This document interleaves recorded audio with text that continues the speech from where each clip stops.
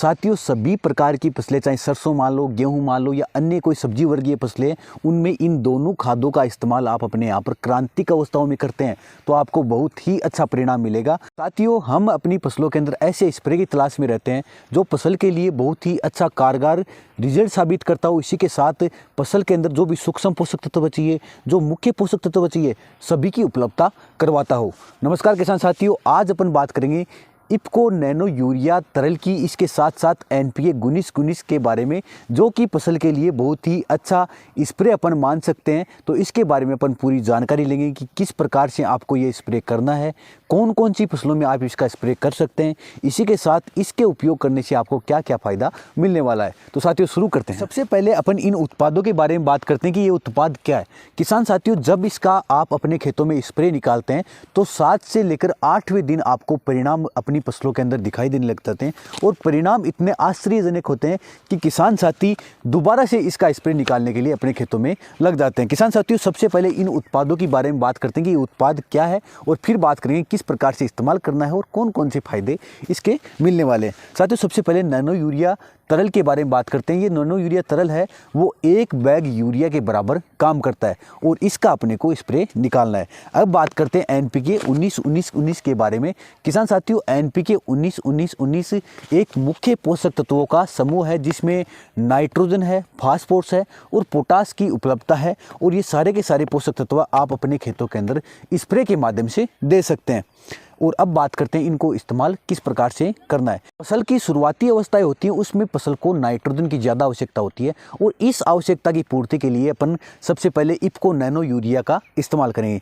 IFFCO nano urea एक प्रकार से नाइट्रोजन का बहुत ही अच्छा स्रोत है जो फसल के लिए बहुत ही आवश्यक है, जो शुरुआती अवस्था में अपने को प्रयोग करना चाहिए। अगर बात करें एनपीके 19-19-19 की, तो इसके अंदर भी जो नाइट्रोजन आप देख सकते हैं, इसके अंदर भी नाइट्रोजन की मात्रा 19% है और फसल की शुरुआती अवस्था में नाइट्रोजन ज़्यादा मात्रा आवश्यक होती है। और इसी के साथ अपन एनपीके 19-19 के बारे में बात करें तो एनपीके 19-19 है, इसके अंदर तीनों पोषक तत्व है जो मुख्य पोषक तत्व होते हैं, नाइट्रोजन, फास्फोरस और पोटास। तो नाइट्रोजन भी इसके अंदर उपस्थित है और नाइट्रोजन की ज़्यादा आवश्यकता होती है, इसलिए अपन इस 19-19 के साथ में नैनो यूरिया का इस्तेमाल अपने यहाँ पर कर रहे हैं। अब बात करते हैं अगले पोषक तत्व है फास्फोरस की। तो पौधे के अंदर जो नाइट्रोजन ग्रोथ करता है, उसके बाद पौधे के अंदर जड़ों के विकास के लिए, उसके अंदर फूल आना, फल आना, इसके लिए फास्फोरस जिम्मेदार होता है। उसके अंदर शाखाएं बनती है, उसके लिए फास्फोरस जिम्मेदार होता है। तो इसके लिए फास्फोरस की फसलों को आवश्यकता होती है। तो इसलिए अपन एनपीके 19-19 का इस्तेमाल करते हैं। इसके अंदर 19% फास्फोरस अपने को मिल जाता है।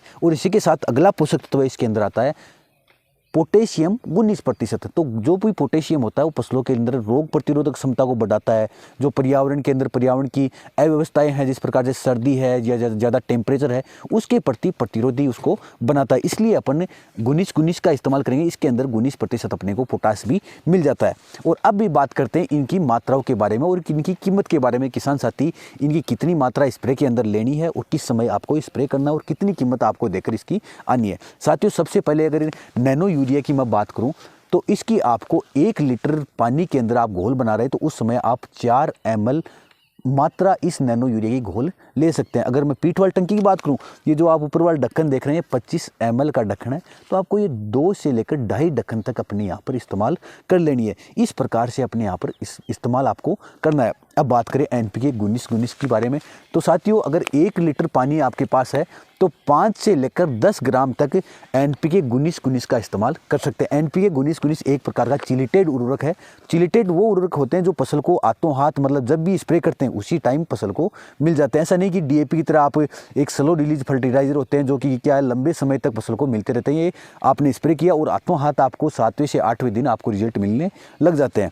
और अगर आप इसका इस्तेमाल अपने खेतों में करते हैं तो आपकी फसल में बहुत ही अच्छी ग्रोथ देखने को मिलती है। इसी के साथ उनकी जड़ों की अच्छी ग्रोथ होती है, अच्छी फ्लोरिंग देखने को मिलती है। और इसके साथ अगर आप इसका इस्तेमाल क्रांतिक अवस्थाओं के अंदर करते हैं तो आपको प्रोडक्शन में लगभग 20% की जो वृद्धि है, ग्रोथ है, वो देखने को मिलती है। साथियों, सभी प्रकार की फसलें, चाहे सरसों मान लो, गेहूँ मान लो या अन्य कोई सब्जी वर्गीय फसलें, उनमें इन दोनों खादों का इस्तेमाल आप अपने यहाँ पर क्रांतिक अवस्थाओं में करते हैं तो आपको बहुत ही अच्छा परिणाम मिलेगा।